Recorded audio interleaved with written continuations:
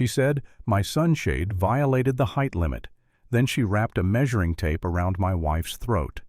Ramona Culver, president of our HOA, tugged that silver strip tight like she was measuring property lines on flesh. And while my wife gasped for air, my firefighter son was watching it all live from his phone. I still hear the sound of that metal tape clicking, the same one she used to inspect 12 other homes that month. But this time her inspection crossed the line between authority and assault. My name's Dorian Felt, and I'm done letting people hide cruelty behind paperwork. That morning started normal enough. My wife Morel was sitting under the green sunshade I built for her, same shade as the scarf she wore during chemo. She couldn't take direct sunlight after her spinal graft, and that shade made the porch feel like her again. I thought we'd finally carved out a quiet corner of life. Then Ramona showed up in her pressed cardigan clipboard tucked under her arm, that smug HOA smile fixed like armor. "Your shade violates code 4.312, she said, snapping the tape from her belt. "I'm measuring it whether you like it or not." I told her to wait, that my wife wasn't feeling well.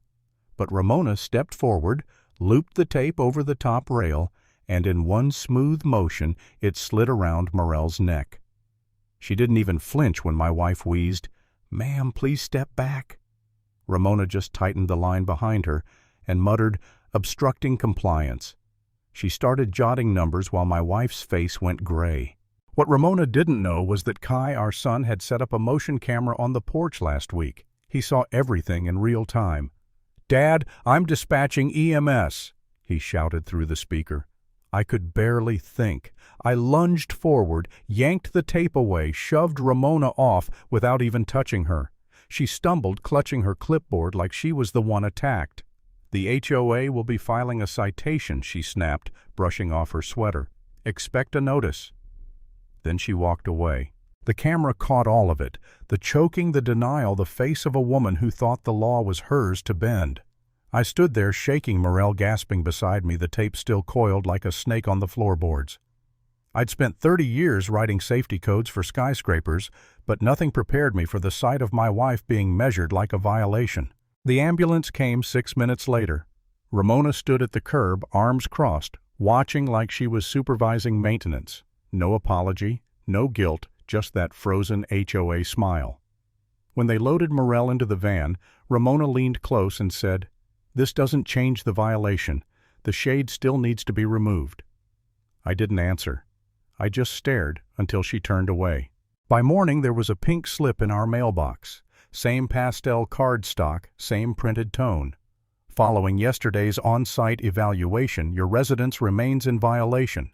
No mention of the assault, just fines, threats, and her stamped signature, Office of the President. She didn't even have the nerve to sign it by hand. That was the moment I realized this wasn't about harmony. It was control. And control in her hands was violence wrapped in bureaucracy. Over the next 2 days, the whole neighborhood started receiving citations. Greg and Esther, elderly couple 2 doors down, got one for a hummingbird feeder. Malik, a veteran who walked with a limp, was fined for parking a single tire on the curb.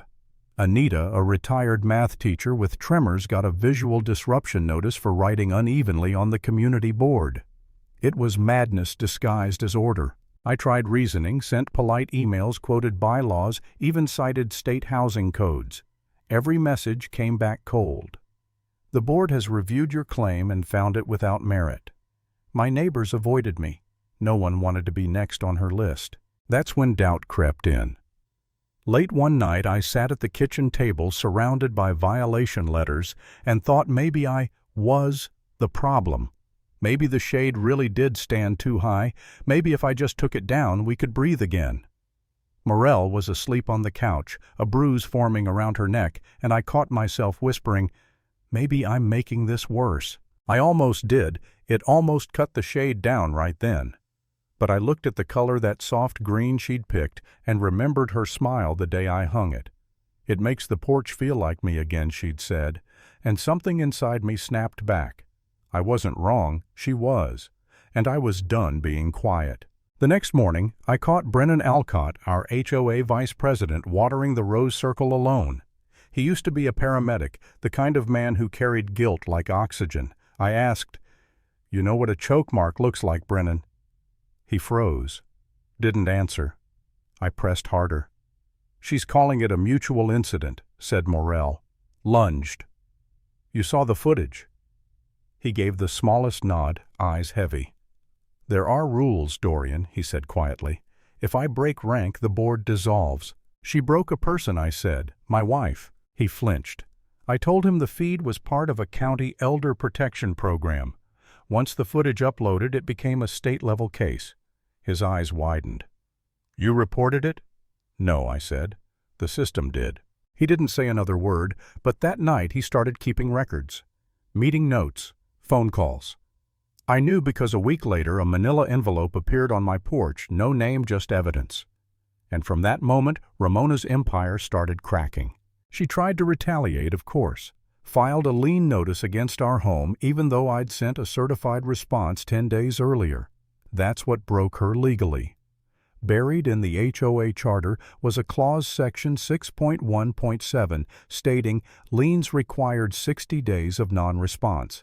She'd violated her own rule. I scanned the proof, sent it to a county contact named Kara, a compliance officer Kai knew from work. 10 minutes later she called back.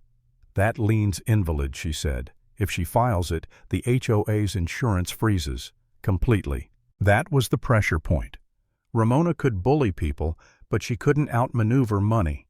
Insurance was the lifeblood of her power. I watched from across the street as she paced through the board office windows open, unaware I was documenting every move. Brennan and the treasurer were inside, both pale, both quiet. By evening, Brennan slipped a short message onto the HOA's private app. Per section 6.1.7, no lien authority may be enacted without a full 60-day period. Contact the board if you received notices to the contrary. No name attached, but everyone knew who posted it. Ramona's silence after that was loud. The county audit began within days. Enforcement was frozen. Ramona started sending volunteers' neighbors with clipboards to inspect properties unofficially. It was desperation disguised as diligence. So I built a countermeasure, a folder labeled Glen Ridge 1's Enforcement Breach. I uploaded every violation timestamp and photo. Then I added her personal exemptions, her own porch screen. Off-tone paint, unapproved stone path, all approved by her signature. Hypocrisy documented in high resolution. Brennan came to my house one night carrying a black folder. He looked exhausted, like a man who'd been holding a confession too long. I can't carry it anymore, he said. Inside were call logs, meeting transcripts, even a draft memo where Ramona proposed fast-tracking fines without votes. She told me aggression was the point, he whispered. That was the final nail. We filed everything. His testimony, my evidence, directly to the HOA's insurance provider. The response came the same afternoon. Preliminary review confirms protocol deviation, enforcement freeze effective immediately. I just stared at the screen. No victory dance, just quiet air. For the first time in months, the board couldn't touch us. A week later, the community held a special session vote mandatory under audit law. The clubhouse was packed. I stood at the front, photo of Morrell's bruise projected behind me. I told them what happened. How Ramona choked my wife and called it measurement. How she falsified violations and silenced dissent. No theatrics, no shouting, just the truth, step by step. Then Brennan stood. I've served on this board 6 years, he said. I kept quiet when I should have spoken. That ends now. The room held its breath. Ballots were passed. 27 for removal, 2 against a few blank. And just like that, Ramona Culver was no longer president. She didn't show her face again. The next day, her blinds were drawn for the first time in 2 years. By week's end, the county revoked the HOA's insurance entirely and referred her case for civil investigation. Brennan took temporary charge and passed a new rule. The Felt Clause medical design exceptions are protected accommodations. My wife's green shade, the one that nearly cost her breath, was now enshrined in policy. That's where the story ends. Not with celebration, not with revenge, just silence. The kind of silence that feels clean. Ramona moved out of state, they say. Maybe somewhere without bylaws. I don't care. I sit on that same porch every morning beside Morel, sunlight sliding through the fabric she chose, and I breathe. Control is a fragile thing. It only works until someone measures it back.